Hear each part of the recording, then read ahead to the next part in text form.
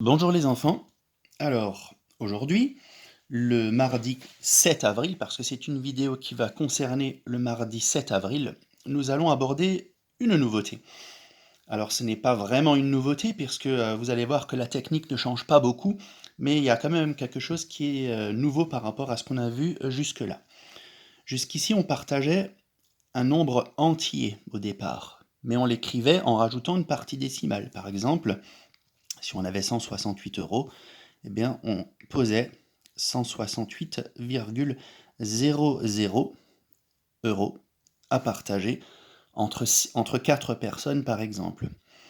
Aujourd'hui, on ne va pas avoir 2 zéros dans la partie décimale. La nouveauté, c'est qu'on va, dès le départ, avoir un nombre décimal qui a déjà une partie décimale autre que les zéros, donc, après la virgule. Donc, par exemple, aujourd'hui, on a 168 euros et 25 centimes, 25 centièmes, que l'on veut partager entre 4 personnes. Alors la technique est exactement la même. On pose 168 à gauche de la frontière ici, qui permet de distinguer toujours la partie, de séparer la partie entière de la partie décimale. Donc 168, on n'oublie surtout pas la virgule, et on a maintenant ici 25 centimes ou 25 centièmes, 168,25 euros, que l'on partage en 4, entre 4 personnes. La technique est exactement la même qu'avant.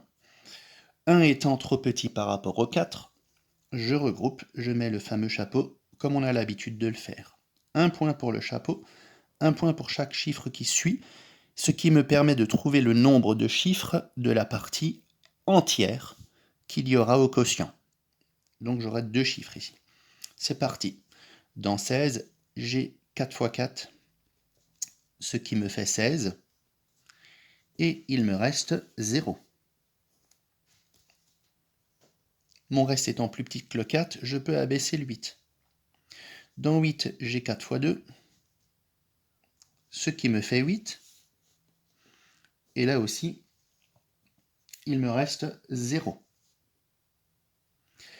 Maintenant que je franchis la frontière entre la partie entière et la partie décimale, au même moment que j'abaisse le 2 de la partie décimale, ce sont donc 2 dixièmes, eh bien je mets la virgule au quotient. Comme avant, la technique ne change pas.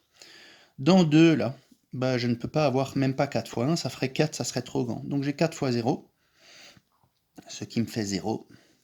Et il nous reste toujours 2.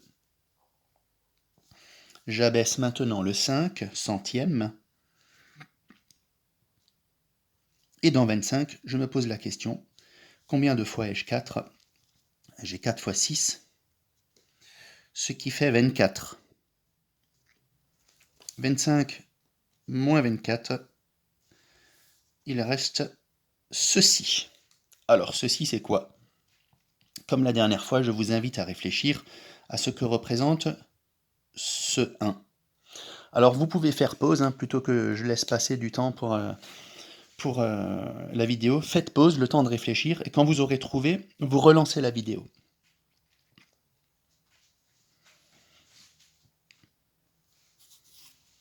Voilà, donc, comme la dernière fois, je vous invite à remplir chaque case vide avec un 0. Un 0 ici, un 0 ici, au niveau de la partie entière, des unités de la partie entière. Je mets la virgule ici, au niveau de la frontière entre la partie entière et décimale, et là je vois qu'il me reste non pas 1 euro, mais 1 centime, c'est-à-dire 1 centième. Voilà, donc si je partage 168,25 € entre 4 personnes, chaque personne va recevoir 42,06 €. Il va rester une pièce de 1 centime qu'on ne pourra pas partager entre les 4 personnes. La vérification se fait comme d'habitude, elle ne change pas. Donc je vais voir si je retrouve le dividende. Je fais 4 fois 42,06.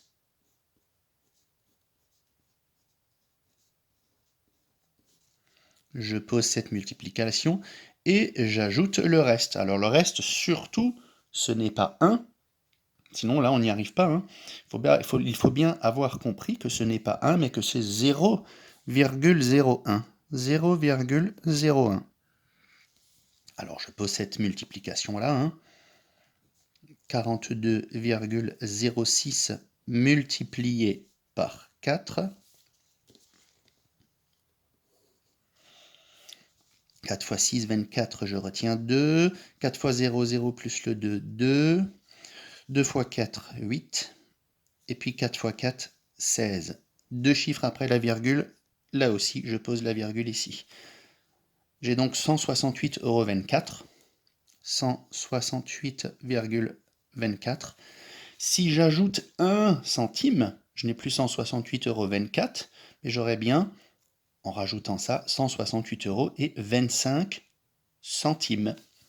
168,25. Voilà, pour un cas aussi simple que celui-là, ce n'est pas la peine de poser, bien entendu, l'addition. Hein. On fait ça de tête. Voilà, j'espère que vous avez bien compris. Et donc aujourd'hui, on va s'entraîner avec des divisions comme celle-ci, dans lesquelles le dividende de départ, c'est-à-dire ce que l'on partage, n'est pas un nombre entier, comme auparavant, mais c'est bien un nombre décimal qui comporte dès le départ une partie après la virgule, donc une partie décimale. Voilà, je vous souhaite un bon travail.